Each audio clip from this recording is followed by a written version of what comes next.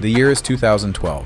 In a crowded high school auditorium just outside Chicago, a teenager stands before his classmates giving a speech that feels less like a student project and more like a political rally.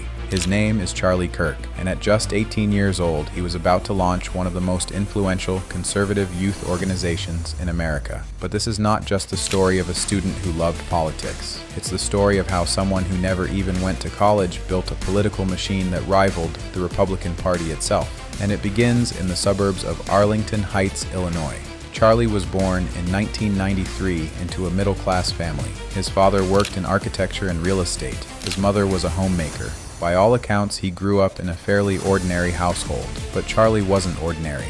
From a young age, he had a fascination with politics. Not sports, not video games, politics. As a kid, he watched Fox News when other kids were watching cartoons. He read books by conservative authors instead of fiction novels. He developed a worldview shaped by talk radio, free market economics, and a suspicion of liberal institutions. Growing up during the presidency of George W. Bush and the aftermath of 9/11, Kirk was influenced by a Republican Party that was confident, assertive, and culturally dominant. But as the Obama era began in 2008, Charlie, just a teenager, felt that his political tribe was losing ground. He became active in his high school's political circles, giving speeches, writing essays, and developing a knack for rhetoric. And in 2012, one of those essays would change his life. It was a piece he wrote arguing against liberal bias in college classrooms. He claimed that higher education was indoctrinating students instead of teaching them how to think. That essay caught the attention of Bill Montgomery, a Tea Party activist and Air Force veteran who saw something in the young Kirk. Montgomery reached out, and together they came up with a bold idea. What if they created an organization that would fight back against liberal dominance on college campuses? What if conservatives could build a youth movement of their own? And so, in 2012, from his parents' garage, Charlie Kirk co-founded Turning Point USA. He was just 18 years old. At first it was small, just a handful of students, a few flyers, and an ambitious teenager running the show. But Charlie Kirk had something rare. He could talk. He could sell a vision. He could take big conservative ideas like free markets and limited government and package them into punchy, viral talking points that college students could repeat on campus. In its early days, TPUSA focused on economic messaging. Their slogan was, "Free markets, free people." They set up tables at college campuses across the Midwest. They handed out flyers about government spending, national debt, and the failures of socialism. It wasn't glamorous, but it was strategic.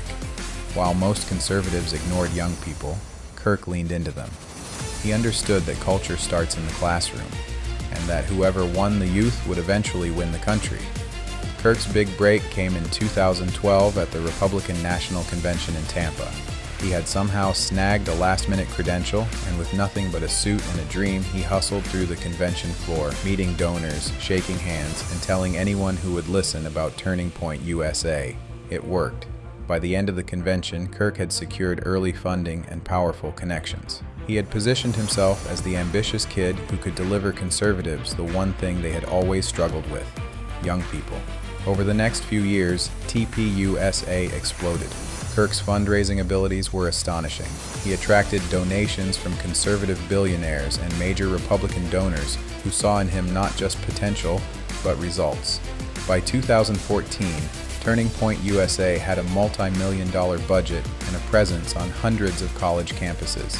They hosted events, launched social media campaigns, and rolled out viral initiatives like the Professor Watch List, a controversial database calling out professors accused of liberal bias. Critics said it was intimidation. Supporters said it was accountability. Either way, it got attention. And for Charlie Kirk, attention was the point. He built his brand not just as an organizer, but as a culture warrior. He positioned himself as the conservative voice who would say what others were afraid to. He went on TV. He sparred with liberals. He wrote op-eds. He became a fixture on Fox News. And always, he framed himself as the young outsider fighting against the establishment.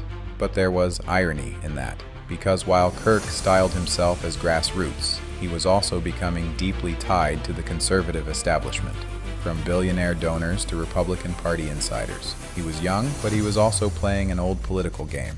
Still, the timing was perfect.